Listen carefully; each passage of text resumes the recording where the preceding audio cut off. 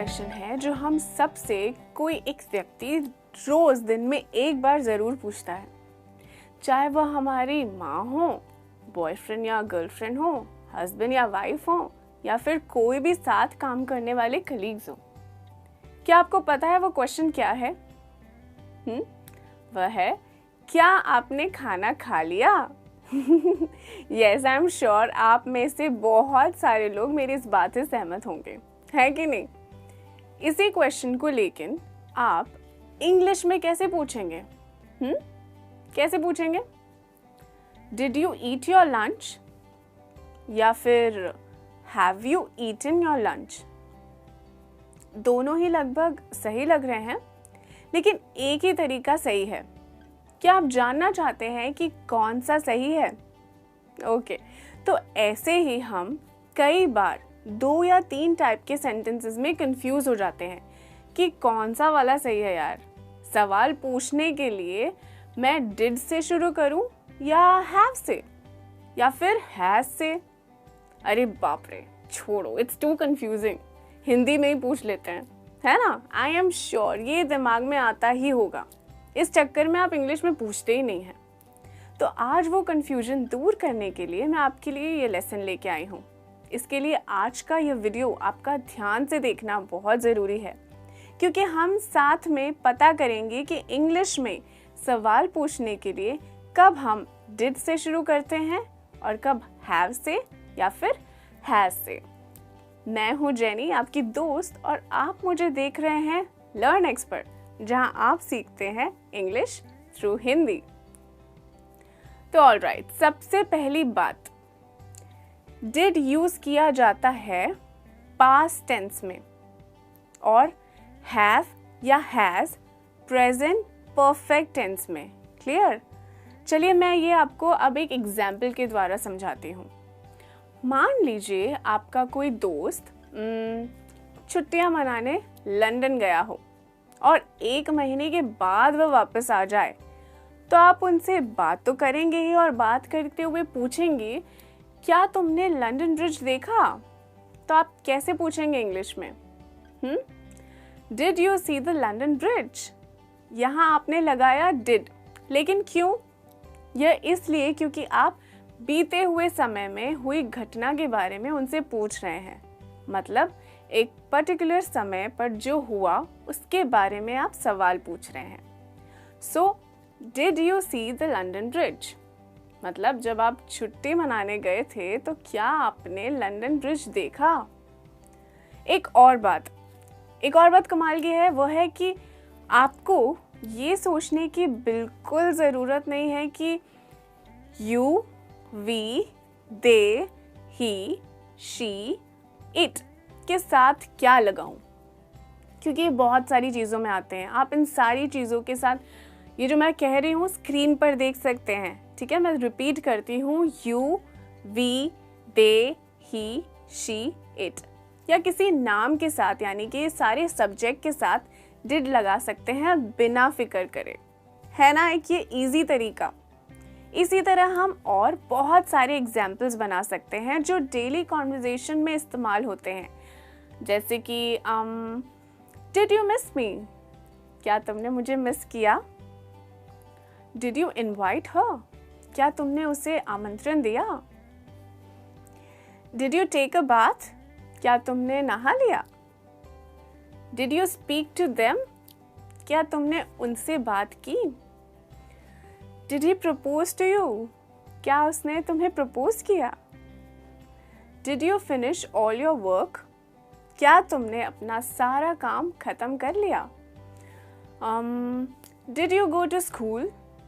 क्या तुम स्कूल गए? Did I hurt your feelings? क्या मैंने तुम्हारी भावनाओं को चोट पहुंचाया? Did he tell us the truth? क्या उसने हमें सच बताया? अब कभी कभी सवाल में हम कौन से वक्त की बात कर रहे हैं वह भी मेंशन करते हैं, है कि नहीं दोस्तों? अब जैसे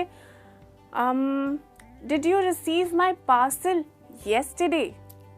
क्या तुम्हें कल मेरा पार्सल मिला? Did you watch the movie last night? क्या तुमने कल रात को मूवी देखी? Did you go on a holiday last year? क्या तुम पिछले साल हॉलीडे पर गए थे?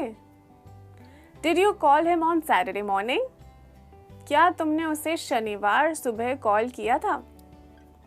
तो दोस्तों, इन सभी सेंटेंसेस में आपने देखा मैंने yesterday, last night, last year, Saturday, morning, ये पर्टिकुलर वर्ड्स यूज किए हैं जो एग्जैक्टली पास्ट में किसी समय के बारे में बात करते हैं। तो ऐसे ही बीते हुए समय में किसी विशेष घटना के बारे में सवाल पूछने के लिए आप डिड का यूज कर सकते हैं। अब नेक्स्ट आप सोच रहे होंगे कि फिर हैव से क्वेश्चन कब करेंगे या फिर हैव से क्वेश्चन कब बनाएंगे। सो बेसिकली जब आप किसी से कुछ ऐसा पूछना चाहें, जैसे चलिए मैं आपको एक एग्जाम्पल देती हूँ, ठीक है। क्या तुमने ताजमहल देखा हुआ है? यानी कि have you seen the Taj Mahal?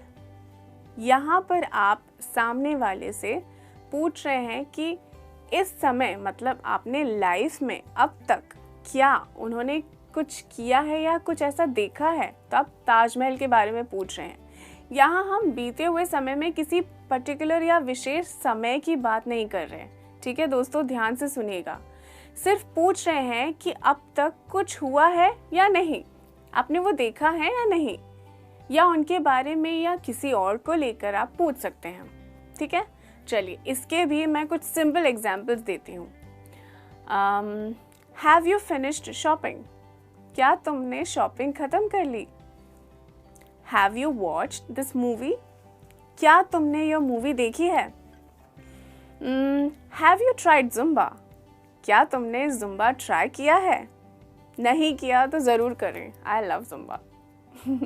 In sentences में हमने यू यूज़ किया है। अगर आपने देखा एज अ सब्जेक्ट हमने यू यूज़ किया है, तो आपको ध्यान देना होगा कि आई, यू, वी और दे के साथ आप यूज़ करेंगे हैव, और इसका मतलब है कि ही, शी, इट या किसी नाम के साथ आप यूज़ करेंगे हैज़।